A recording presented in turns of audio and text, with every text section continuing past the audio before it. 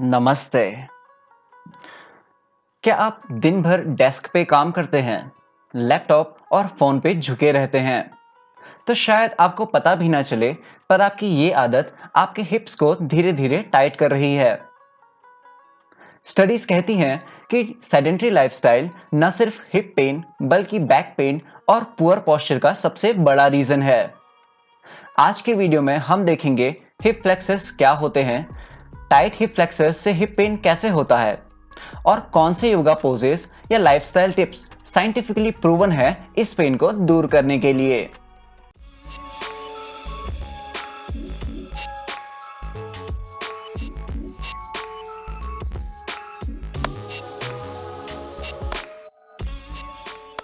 So what are hip flexors and why hip pain happens? Hip flexors हमारी body में एक muscle group है जो हमारी थाइस को ऊपर उठाता है, जैसे साउस मेजर, इलियकस या रेक्टस फेमोरिस। जब हम ज्यादा देर तक बैठते हैं तो ये मसल्स कांस्टेंट शॉर्टन पोजीशन पे रहती हैं, जिसकी वजह से हमारे पेल्विस एंटीरियर टिल्ट हो जाती है, हमारे लोअर बैक का आर्च बढ़ जाता है जिसे हाइपरलॉर्डोसिस भी कहते हैं, और हमारे हिप जॉइंट पे कंप्रेशन बढ़ जाता है, leading to pain. Clinical biomechanics की 2015 की स्टडी कहती है कि प्रोलॉन्ग्ड सिटिंग हमारे हिप फ्लेक्सर्स को क्रॉनिकली शॉर्टन कर देती है, जो आगे चलकर हिप इम्पिंजमेंट और अर्थराइटिस का रिस्क भी बढ़ा देता है। तो बात करते हैं कि हमारे हिप पेन या हमारे हिप फ्लेक्सर्स के टाइट होने के पीछे कौन से कारण होते हैं। सबसे पहला, सेडेंटरी लाइफस्टाइल, यानी ज्यादा बैठना।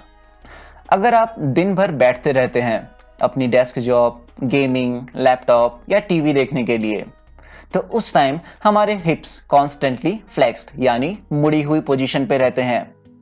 इसके रिजल्ट्स क्या हैं? सबसे पहला, हमारे हिप फ्लेक्सर मसल्स जैसे साउस और इलियकस टाइट और शॉर्ट होने लगते हैं। दूसरा, हमारे ग्लूट्स भी इनएक्टिव हो जाते हैं, जिसे ग्लूटियल अमनीजिया या डेड बर्ड सिंड्रोम कहा जाता है। तीसरा, हमारा पेल्विस एंटीरियर टिल्ट हो जाता है, जिसे एंटीरियर पेल्विक टिल्ट भी कहा जाता है, जिस वजह से लोअर बैक पेन और डिस्कम्प्रेशन होता है। The journal of physical therapy science 2018 के अकॉर्डिंग रोज 6 घंटे या उससे ज्यादा बैठने वाले लोगों में हिप स्टिफनेस और पुअर पोस्चर का रिस्क डबल होता है। यानी आईटी में काम करने वाले लोग या वो बच्चे जो दिन भर पढ़ते हैं बिना उठे, उनमें ये दिक्कत ऑलमोस्ट पक्की है अगर प्रिवेंटिव स्ट्रेचिंग ना हो तो। दूसरा, muscle imbalance, glutes versus hip flexors. हमारी बॉडी में हर मसल ग्रुप के अपोजिट वर्किंग में एक बैलेंसिंग मसल होती है। जैसे हिप फ्लेक्सर्स जो हमारी बॉडी के फ्रंट साइड मौजूद होते हैं, अगर टाइट हो जाते हैं तो हमारे ग्लूट्स जो बैक साइड प्रेजेंट है वो वीक पड़ जाते हैं। इसका रिजल्ट क्या होता है? जब हमारे ग्लूट्स वीक हो जाते हैं तो बॉडी स्टेबलाइजेशन का सारा काम हमारे हिप फ्लेक्सर्स और लोअर बैक मसल्स पे आ जाता है, जिसकी वजह से पेल्विस टिल्ट हो जाता है, लोअर बैक कंप्रेस होती है और हिप जॉइंट ओवरलोड होता है। और जब बिना ग्लूट स्ट्रेंथ के हम खड़े होते हैं तो हमारे हिप फ्लेक्सर्स को ज्यादा काम करना पड़ता है, जिस वजह से वो और टाइट होने लगते हैं। तीसरा, इम्प्रॉपर वर्कआउट फॉर्म। जब हमारे हिप फ्लेक्सर्स टाइट होते हैं और हम एक्सरसाइजेस करते हैं जैसे स्क्वाट्स या लंजेस, वो भी बिना मोबिलिटी ट्रेनिंग के, तो हमारी बॉडी प्रॉपर डेप्थ अचीव नहीं कर पाती और हमारी लोअर बैक कंपनसेशन होती है, leading to excessive arch and rounding, जिसकी वजह से lower back strain, knee pain और इवन हिप इम्पिंजमेंट का रिस्क भी बढ़ जाता है। आपने अक्सर देखा होगा कि जिम में लोग स्क्वाट्स लगाते टाइम प्रॉपर पीछे नहीं बैठ पाते, उनका चेस्ट फॉरवर्ड रहता है या बैक पे एक्सेसिव आर्च रहता है। ये टाइट हिप्स की वजह से ही होता है। चौथा, over use without mobility drills. जो लोग साइकिलिंग, रनिंग या मार्शल आर्ट्स जैसा रेपिटेटिव हिप फ्लेक्शन करते रहते हैं बिना किसी स्ट्रेचिंग और मोबिलिटी ड्रिल्स के, उनके हिप फ्लेक्सर्स कॉन्स्टेंटली कॉन्ट्रैक्शन में रहते हैं, लेंथनिंग नहीं होती, जिसकी वजह से मसल टाइटनेस और जॉइंट स्टिफनेस डेवलप होती है। और इन सब के रिजल्ट से उनका रनिंग स्ट्राइड छोटा हो जाता है, हिप और नी इंजरी के चांसेस भी बढ़ जाते हैं, and even their lower back compensates for tight hips. तो अब बात करते हैं कि टाइट हिप्स का हमारी डेली लाइफ पर क्या इम्पैक्ट पड़ता है। टाइट हिप्स हमारे चलने, फिरने, उठने, घूमने हर चीज को अफेक्ट करने लगते हैं। हमारा वॉकिंग गेट छोटा हो जाता है, हमारी स्ट्राइड छोटी होने लगती है, खड़े होने में भी डिस्कम्फर्ट होने लगता है, स्पेशली जब हमारे हिप्स फुल्ली एक्सटेंड नहीं हो पाते हैं। हमारे लोअर बैक पे पेन रहता है, स्टिफनेस रहती है, बिकॉज पेल्विस के टिल्ट होने की वजह से हमारा स्पाइन अलाइनमेंट भी डिस्टर्ब हो जाता है।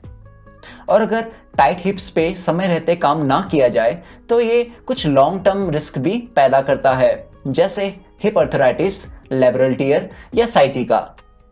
नाउ अब बात करते हैं कुछ कॉमन मिस्टेक्स की जो आपके हिप्स को टाइट करती हैं। सबसे पहला, cold stretching. The journal of yoga and physical therapy कहती है कि अगर आप बिना वार्म अप किए हिप ओपनर्स करते हैं तो इससे आपके लिगामेंट स्ट्रेन और मसल टियर हो सकते हैं। So always do your warm up properly before performing hip openers. दूसरा, इग्नोरिंग ग्लूट स्ट्रेंथ। सिर्फ स्ट्रेचिंग से आपकी टाइटनेस नहीं जाएगी जब तक आप अपने ग्लूट्स को एक्टिवेट नहीं करेंगे। तो एक्टिव मूवमेंट्स भी आपने परफॉर्म करनी है, ठीक है। सिर्फ स्ट्रेचिंग करके नहीं चलेगा, आपने स्ट्रेंथनिंग पे भी उतना ही ध्यान देना है जितना कि स्ट्रेचिंग पे। तीसरा, over relying on passive stretches.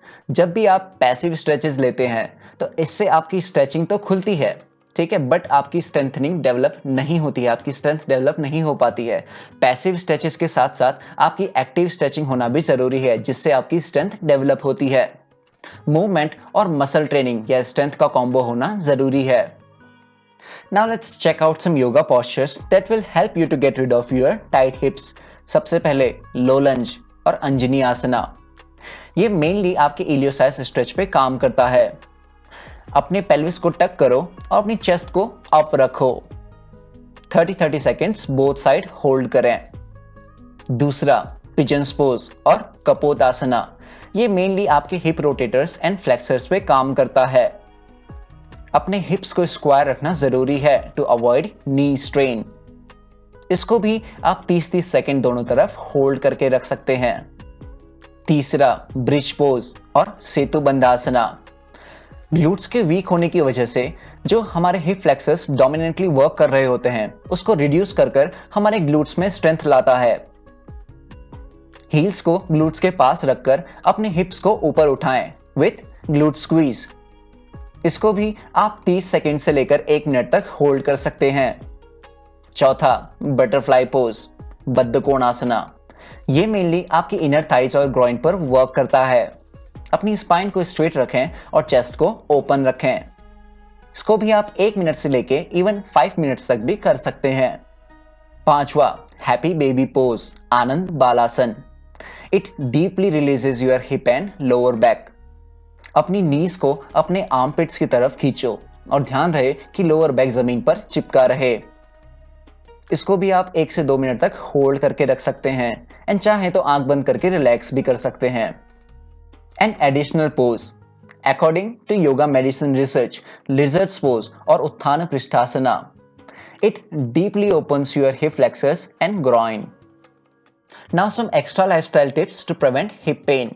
सबसे पहले, स्टैंडिंग डेस्क और hourly movement break. Occupational medicine studies कहती हैं कि हर 30 से 45 मिनट में उठ के वॉक करने से आपकी hip flexor stiffness significantly reduce होती है। दूसरा, foam rolling, specially quads, TFL, tensor fasciae latae और हिप फ्लेक्सर्स पे रोल करना आपकी फ्लेक्सिबिलिटी को इंप्रूव करता है। तीसरा, hydration. Now European journal of sports science कहता है कि आपकी मसल इलास्टिसिटी और जॉइंट ल्यूब्रिकेशन आपके हाइड्रेशन पे डिपेंड करता है। चौथा, glute activation exercises. Now NASM corrective protocols के according hip bridges, clam shells और लेटरल बैंड वॉक्स आपके ग्लूट स्ट्रेंथ को इंप्रूव करती है और टाइट हिप फ्लेक्सर्स को बैलेंस करती है। ये याद रखो, आपके हिप्स सिर्फ एक जॉइंट नहीं है बल्कि आपकी बॉडी का पावर हाउस है। अगर आपके हिप्स टाइट हैं तो आपकी स्पाइन, नीज और इवन आपके शोल्डर्स तक भी स्ट्रेस पहुंचेगा। मूव करो, स्ट्रेच करो, अपने ग्लूट्स को स्ट्रांग बनाओ। साइंस कहती है मूवमेंट इज मेडिसिन। तो इस वीडियो को लाइक करो और शेयर करो ताकि हर वो दोस्त जो डेस्क जॉब या सेडेंटरी लाइफस्टाइल जी रहा है वो अपनी हेल्थ और मोबिलिटी बचा सके। मैं मिलता हूँ अगली वीडियो में एक नए टॉपिक के साथ। तब तक के लिए स्टे हेल्दी, स्टे हैप्पी। नमस्ते।